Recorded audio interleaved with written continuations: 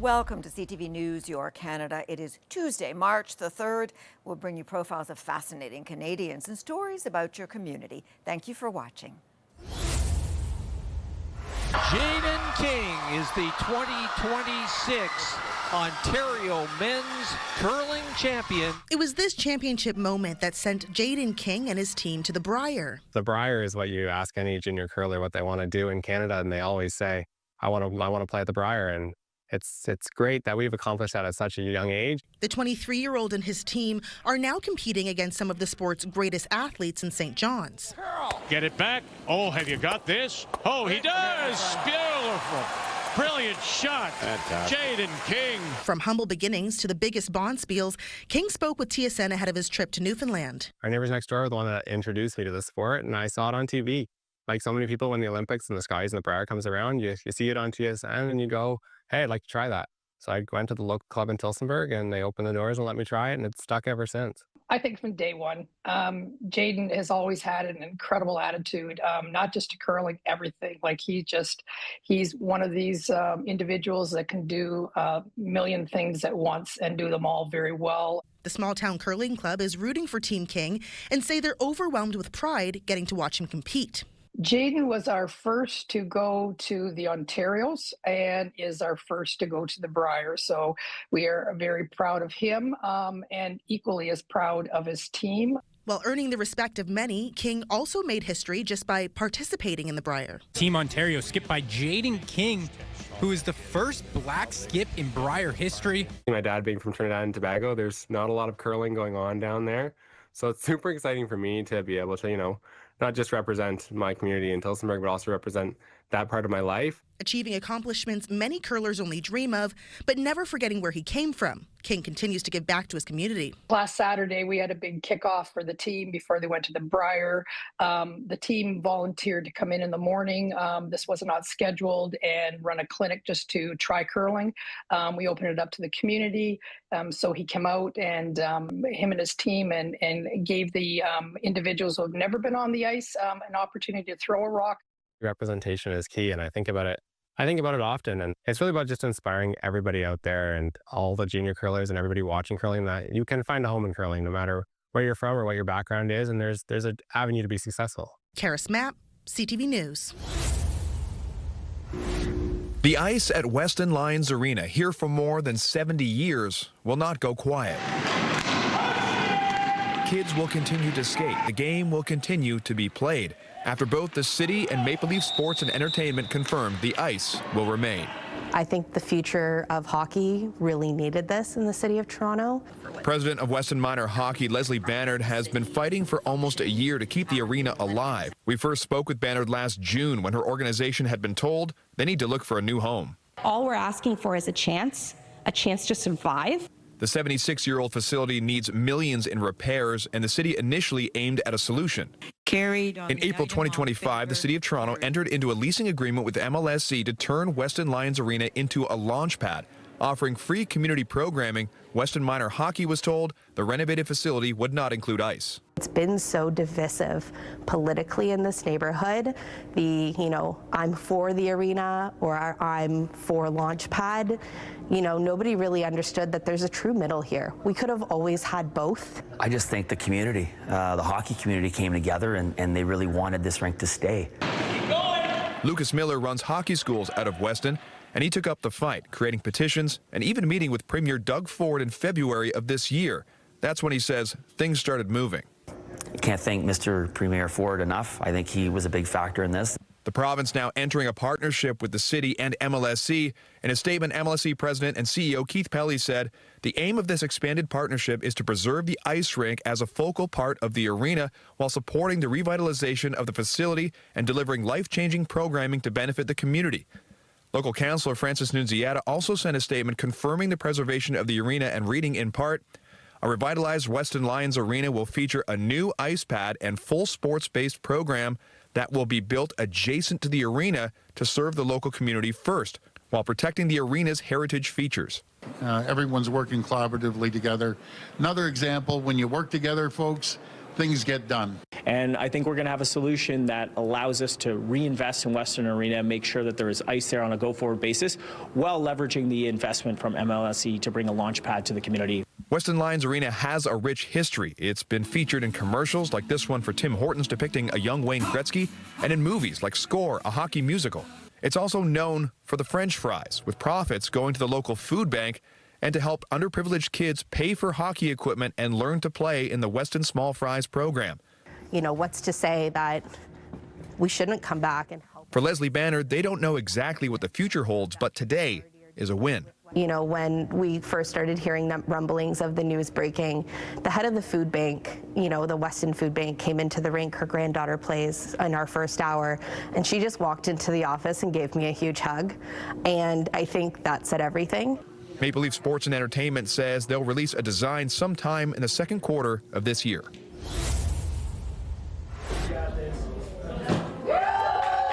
For young minds like Diego Tubb, March break doesn't mean time off from learning. I think it's really interesting, and I'm learning a lot of stuff. Do you have a favorite part?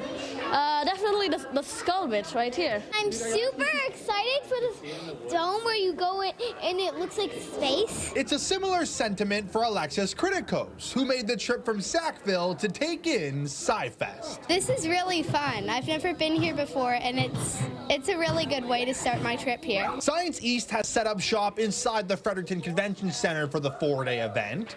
From learning about prehistoric fossils to the stars and even how to build a rocket. Executive Director Jen McDonnell says SciFest combines education with fun. It's meant for families to come, explore our exhibits and activities, while at the same time getting exposed to science. Through interactive displays and presentations, McDonnell hopes the festivities will inspire the next generation to explore the field further. But the older kids have also been enjoying the fun. Having a public event like this in downtown Fredericton is a great way for us to reach many people in one spot.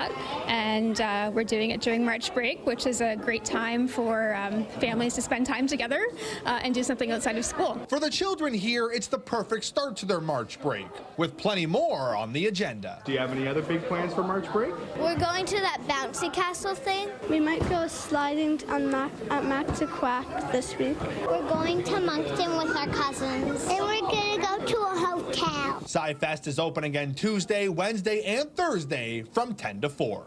Avery McRae, CTV News, St. John.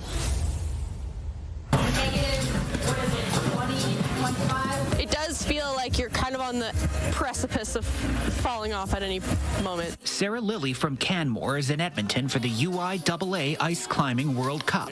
Excited to show off her skills on the world stage. Speed is measured on the ice wall, while difficulty is done on the more consistent and angular wooden surface. It requires like a lot of body tension. The holds are artificial, so they're like designed specifically to be used in certain ways and to be hard to use. Many of Lilly's competitors came a lot farther, like U.S. team captain Gregory Love, who came from New York for his first World Cup. Once you lose tension, you're off the wall. It's just like, and you can fall at any point. Athletes dedicated by their love of a sport that's taxing on both the body and the mind. I've worked a lot on the mental game, so like when I focus, I'm like in the moment on the wall. Like I actually like blur out everything behind me, and I'm just one with my tools in that moment. You can't just ladder up the thing. You need to think about which direction you're holding your axe. Strong muscles as well as sometimes strong teeth are required. With the work it takes to get to the top, the ultimate reward. And it's very satisfying when you stick like really hard moves, and especially ones that maybe you've been trying for a long time to work on. Edmonton's Joseph Banks started climbing at local bouldering gyms. Seeing the World Championship 2 years ago inspired him to take his sport to the next level. It's like the best feeling in the world when you finally top out, especially after climbing for a long time and being under so much tension. Like sometimes it's just like a huge release. Ice climbing's continuing popularity in Edmonton, a point of pride for organizers and athletes who hope to see the sport in the next Winter Olympics. Until then, this World Cup is the chance to make new friends. Everyone's pretty tight, and even though everyone's competing against each other, they tend to be pretty good friends. A race to the top while creating a community along the way. Connor Hogg, CTV News, Edmonton. One of Canada's only snow lodges. What may look like simple blocks of ice are actually the building blocks of a bigger winter vision in Flint Flon. It's living up to its promise because it is profoundly beautiful. But not just that. This is one of Canada's only snow lodges and is helping to strengthen tourism. But the idea has skeptics because the area has seen such devastation due to wildfires. This is exactly what we should be doing, is showing resilience and showing the world that even if you go through tough times, you can absolutely do something perhaps a little crazy, but wonderful and fascinating and with excellence. And travel writer Ashlyn George gives the community huge kudos for taking this on. To take advantage of our winter season with all the activities that you can do is something that I think more communities need to do. I think Flint Flon, Denair Beach, and Creighton are leading the way when it comes to supporting people who want to come up for winter tourism. And this engineering marvel built at the local campground required clear ice. The search for that perfect ice led them just meters away. Well, let me go check this pond that's right near where our project's going to be, and nobody ever thought that would be the place where we're going to use it from. By sourcing the ice locally, crews streamlined the process and reduced costs, carefully cutting and moving each 100-kilogram block into place. The project incorporates Indigenous artists with history of trapping in the area also represented. The Snow Lodge is already gaining national and international attention with inquiries coming in. It's a really beautiful beacon of hope and resilience after such a tough year. It's hoped that an overnight accommodation will be added in the coming years also. Carla Shinkaruk, CTV News, Saskatoon. It was time, and I'll leave it at that. After 4 years in operation, Regina skateboarders gathered at Heritage Skate Park for the final time on Saturday. I'm very upset that we're losing the space. It's very important. You can see all the people that are here right now that are trying to get in their last skate. But I feel like the biggest loss is for the kids that started skating here. It's their comfortable space, the place that they feel welcome, and they're able to try anything and ask questions while doing it. As the only indoor skate park in Regina, the loss means the end of year-round skateboarding in the city for now. But it's a source of personal expression too. It's not. It borders between art and sport. It's neither that nor the other thing. It's very interesting how a person's personality comes through with just the way that they push, the way that their body expresses themselves with their trick selection. Once I hit high school, it was like skateboarding, and like that was it. Skateboarding's been the love of my life ever since. There are several outdoor skateboarding locations in the city, such as Skater Skate Plaza, Rochdale Park, and Imperial Park. But until the snow melts, those passionate won't have many options to practice their ollies and kickflips. You know, the people that love skateboarding will always have a place to skate. It just won't be when it's like 40 below outside. As of right now, the Regina Skateboard Coalition is looking to get another indoor space by next winter. Damian Smith, CTV News, Regina. Sam Simon's wife was recently diagnosed with stage 4 terminal cancer. Running has helped him deal with the diagnosis. So I go through a lot of emotions, from anger to sadness to worry, and selfishly the running is helping a little bit with that. But yeah, it's just, no one should have to go through this. Simon is now doing more than just running off his emotions. He's actually training for a fundraising marathon from Stratford to Tobermory to honor his wife, who he calls the bravest person he knows. I'm running 251 kilometers from our front door here in Stratford through the Bruce Peninsula, ending in Tobermory. And I'm doing this run 100% for charity. My wife has terminal cancer, and the Bruce Peninsula is a very special place for her. Her family has a cottage there, and that's her fondest memories are there. The 57-year-old wasn't an avid runner before his wife's diagnosis, but has been running 70 to 80 kilometers a week in preparation for his 251-kilometer journey, which will leave his Stratford home on May 11th. I'm not a professional runner by any means. I have a running coach and a strength and conditioning coach, and this run is giving selfishly a little bit of me to grab onto, and we're raising money for 3 wonderful charities. The Stratford General Hospital, Wellsprings Stratford Cancer Centre, and London Health Sciences Centre Cancer Program will be the beneficiaries of Simon's physical feat. He's raised over $11,000 so far. I'm putting in a lot of, as they say, time on feet, and I'm getting the miles in, so I'll be ready to go. Simon expects his charity run to last about 7 days. In Stratford, Scott Miller, CTV News. Speed skaters John Fahey and Paul Wubin would love winter to stay. I'm a winter person, so I think this is absolutely great. Every winter, you kind of cross your fingers and hope that the canal gets open early and stays open late. They're taking advantage of what could be one of the last blasts of winter weather in the capital. John's been out skiing, 70 times? I've been out skating 40. Today's my 42nd. After warmer weather over the weekend, temperatures plunged Sunday. Good news for skaters like Nancy and Dale Duncan, who are visiting from Toronto. We were worried the conditions wouldn't be good enough for skating, so we really lucked out. Other times I was here, it was the canal was closed, so this is my first time skating the whole canal in over 20 years. So I love the cold. Mild temperatures are in store for the rest of the week. The NCC says it is closely monitoring the forecast and will keep the skateway open as long as conditions allow. Don't be shocked if the snow comes back. But Environment Canada says Ottawa is likely not done with winter yet. These are like 1 or 2, 3 days at worst, and then it kind of melts and then it warms up and then you have a little longer period and then it might come back to freeze again. Even if the canal closes, there are other ways to embrace winter. I realize the canal might be coming to a close fairly soon, but there's lots of snow in Gatineau Park. And if we're not skating, we're skiing, cross-country skiing, which we've done a ton of too. Camille Wilson, CTV News. A few drills before the hard work begins. It's tiring on this thing. In a place all too familiar for Marcus Chambers. In 2014, when he was 3 years old, Chambers was admitted here at Holland Bloorview Kids Rehabilitation Hospital. He had been diagnosed with a rare condition called acute flaccid myelitis, which causes sudden weakness in the arms and legs. I do remember waking up that day and just not being able to put any pressure or any weight on it, which was pretty weird. He spent 3 months working on rebuilding his strength and regained much of his mobility.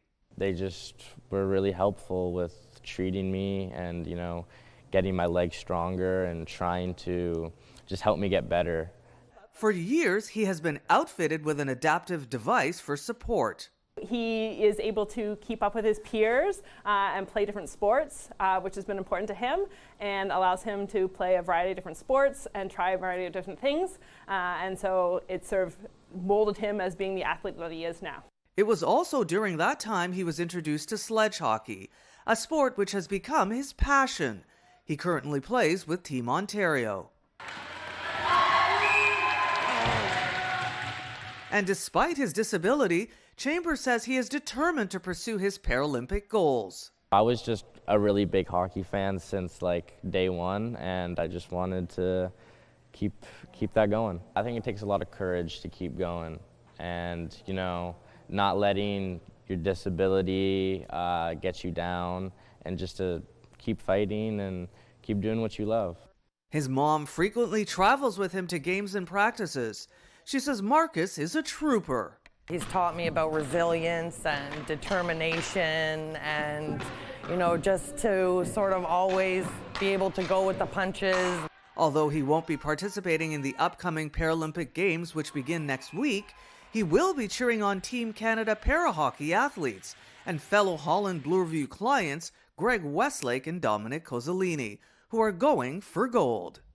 I'm very happy for them, obviously. It's a great accomplishment. That's something that obviously I want to accomplish too. Although still a few years away, Marcus is confident that he will qualify to compete in the 2030 Winter Paralympic Games in France. Carol Charles, CTV News. It's easy to stay home. A movie, a series, a tablet, cheap, simple, quiet. But for some parents, that's not the plan this week. We were looking at the other activities and a lot of them are expensive, so we're trying to make a balance. And she found it at the Circus and Performing Arts Hub Toru. It's opening its doors to families all week. Juggling, plate spinning, hip-hop, activities designed to get creative and burn off energy. For many parents here, limits around devices aren't just a March break rule. We can only watch like once a day, a little tiny show, you know, and we try to diversify activities. It's really important for the kids to move. For us at home, we never watch TV during the week time, only the weekend, because like the kids are obsessed with that. And here, parents aren't just watching from the sidelines. Toru's Hélène Dimanche says this week is about trying something new. Be curious, like discover their environment, which is like outdoor, visit the park, or go ice skate, or be curious about new things you haven't tried, like dance and circus. For some, that means hip-hop or popping.